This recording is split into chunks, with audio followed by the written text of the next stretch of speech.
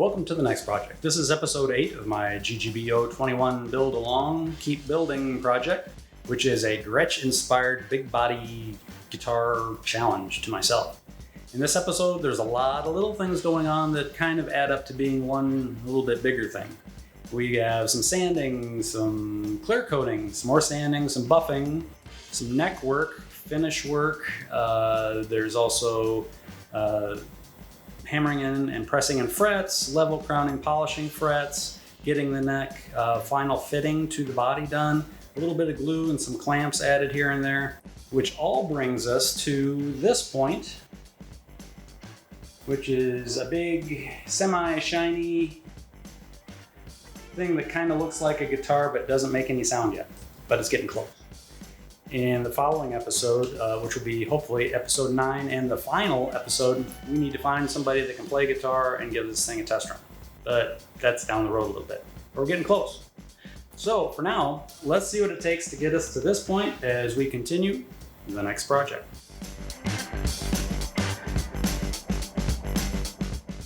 One of the most joyful things to do when building a guitar is sanding.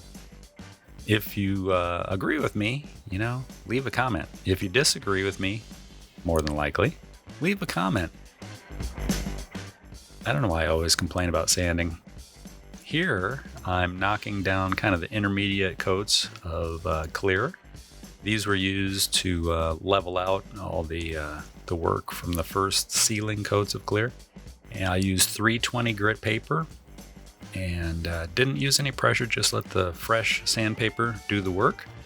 Knocked down all the high spots, got it looking pretty good, and it is just about ready for final clear coat.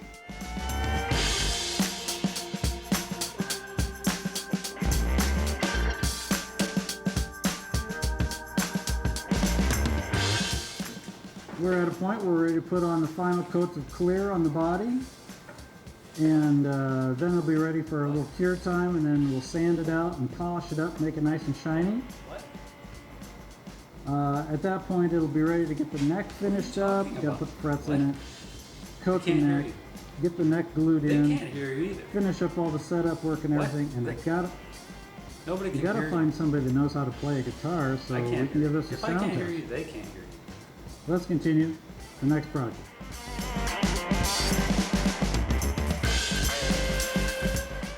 Spraying on the final coats of clear coat, a total of 3. I used again an automotive sub-brand of PPG clear coat, and it goes pretty well. I'm not saying it's the greatest product in the world, but it worked pretty well for this. Using an LVLP, that's low volume, low pressure touch-up gun, or a jam gun they call it.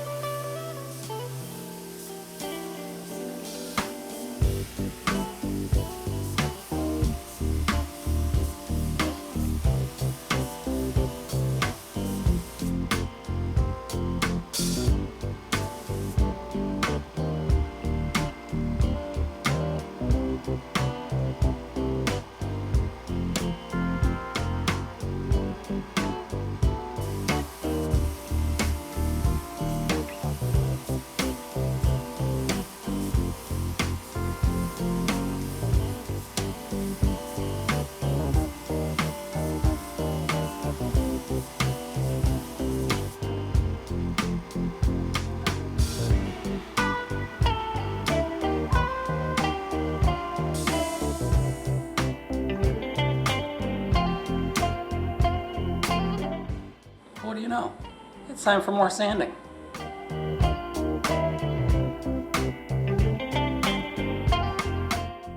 Yep, time for more sanding. Again, letting the sandpaper do the work, not pushing hard at all. Using a little foam pad.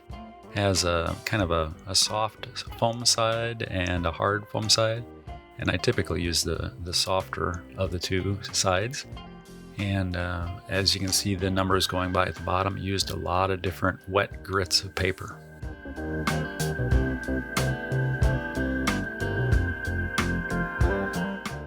Hey everybody, we are done sanding the body on all sides. Well, the outside, not the inside. Didn't go to the inside. This is the first time I've ever sanded a guitar or a car or anything to this fine of a grit. Usually I stop at about 2,000 grit and then start buffing. But my hope is, and what I expect, is that doing a complete sanding to this fine of grit paper will reduce the amount of buffing I need to do, which will be less time with the buffing wheel contacting the body, less chance of burn through, less chance of scarring an edge, just hopefully easier work. That's what I'm hoping for. So let's get after it, get some buffing done as we continue the next project. And what do you do when you pack up all of your double-sided tape and move it to a new location? Well, you use the old masking tape and super glue trick, which really is an old trick. I think I first heard about it when I was like 18 years old or something like that. So that was a long time ago. I think it probably was invented about the time super glue was invented.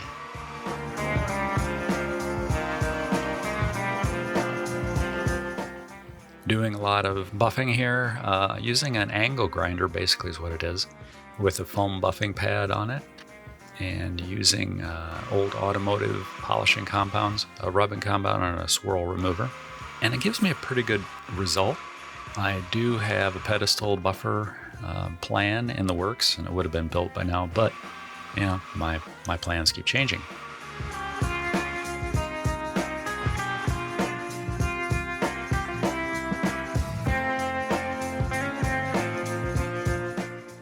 With all of the polishing done, at least done to this point, I am moving on to cleaning up the body, getting rid of the masking tape that I have stuck in all the holes, and cleaning out the inside of the body, scraping some edges clean there, and we're going to start putting the body together here.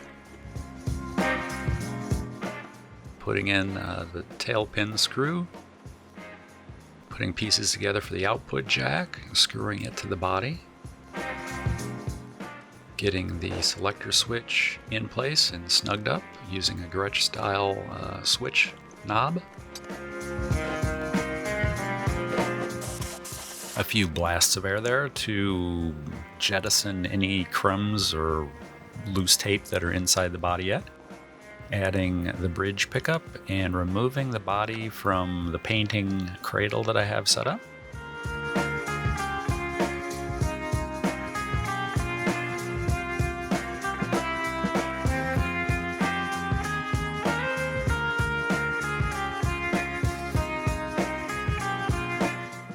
Putting it all together, adding some stainless screws to the back covers.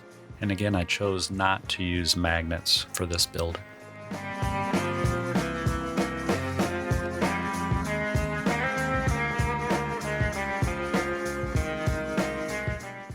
We are done with what I'm going to call rough buffing.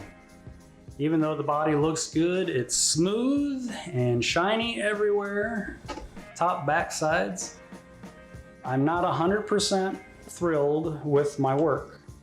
Even though I sanded it up to 10,000 grit paper and it actually polished up really quick, I was continually chasing some fine sanding scratches everywhere I went. And I went back and did some resanding in a couple of places, and I still have some sanding scratches. I'm gonna call it pre-relic.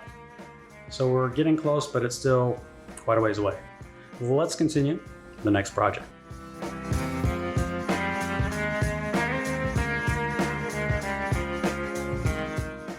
Sometimes I bite off more than I can chew and have big plans that, you know, my life keeps changing and I may never get around to fulfilling. But I bought a coil of Jescar stainless wire. I have a whole bunch of fret wire in hand right now, actually. And nipping it all to length, getting it ready for prep. And here I'm nipping the ends from the fret wire using those like $12 case nibblers that I converted into fret tang nippers. I have a video about that. You can buy the fret nipper for around $12 off Amazon if they still have them. Might be more, might be $15 by now. And I'm changing the way I nip the ends a little bit with the stainless. I'm taking smaller bites just because stainless is harder than the nickel wire we often use. But this went pretty well. Just again, nibbling a little bit off of both ends and keep testing it. Make sure I have the width right of the tang. Got all, the 22 frets nipped, and the fret nippers are still going strong. They don't show any sign of being worn out. Here I'm basically polishing up and prepping the fretboard for the installation of the frets, and we're ready to go.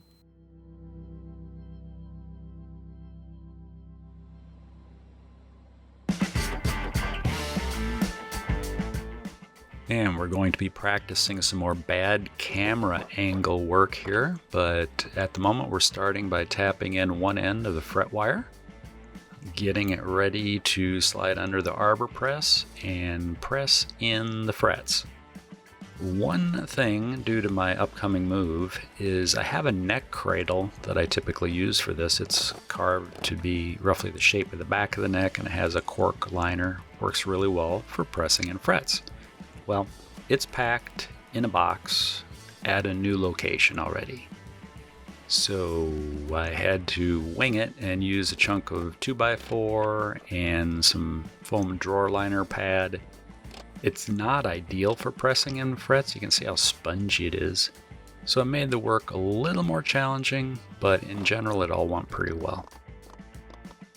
I used the arbor press as far up the neck as I could, probably to around the 15th or 16th fret. And then I had to change my installation practice, and I used a hammer and also a off-cut piece of ebony, I believe it was, to actually hammer in the frets. And as you can see, when you hammer in frets, they really deform. So pre-bending fret wire, if you're hammering it in, it's kind of a toss-up. I should do a slow motion close-up video of the life and times of fret wire as it gets installed. It's not pretty.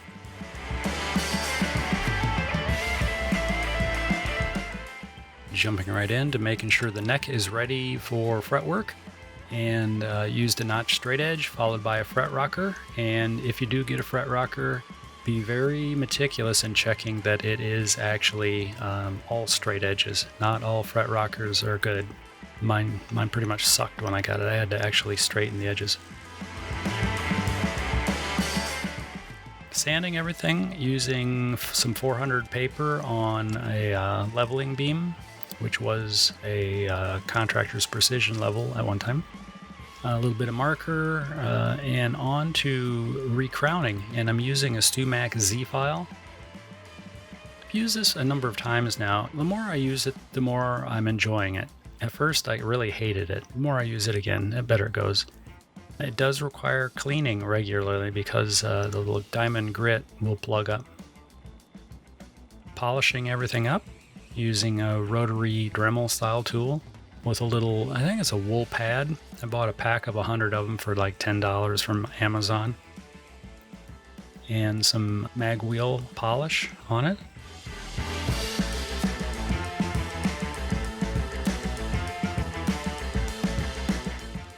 And peeling off the protective tape, just so I have less work to do in the future.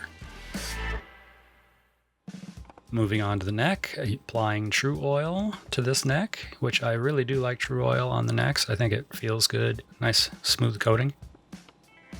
Initially, I was sanding it with some 400 grit sandpaper, and that's only because I had already packed my steel wool and moved it to a new location.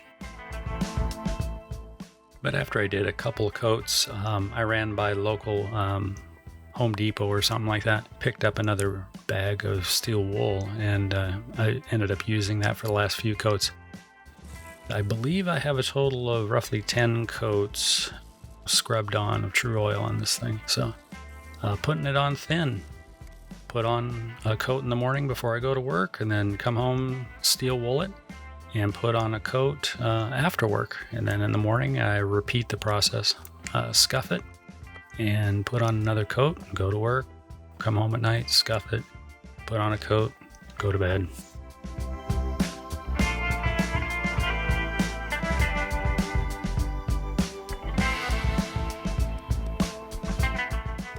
Fitting the neck was one of the last things I did, and it had been rough fit already at this point, so I could get the bridge and everything in the right place and know my string height and action and everything.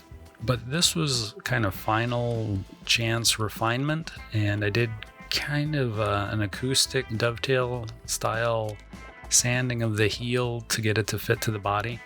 Maybe one of the things that made this a little more difficult is that front edge of the body isn't perfectly level. It's got a very slight hump in it, which next time I'll take a little more care to make sure that's right.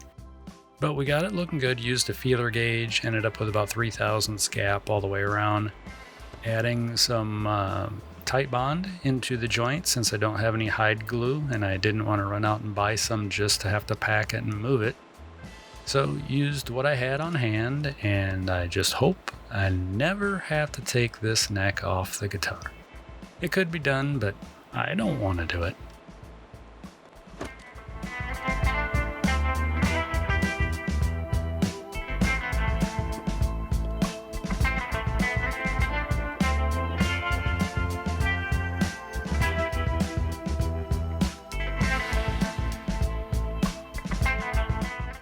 Thank you for hanging with me and watching through the video. I hope everybody's made it this far, but we all know some people bail after about 5 or 6 minutes. That's okay. They probably have donuts to eat and coffee to drink, and, maybe their boss walked in and said, "What are you doing?" Anyhow, thank you very much for watching and sticking with me and coming back again and again. Hopefully we only have one more episode to go, and then I can move on to something else. I do have a move happening in just a couple days. In fact, it's already started, so yay for me. Please ring the bell, hit the thumbs up, leave comments. Love hearing from everybody. Hope everybody is well and healthy.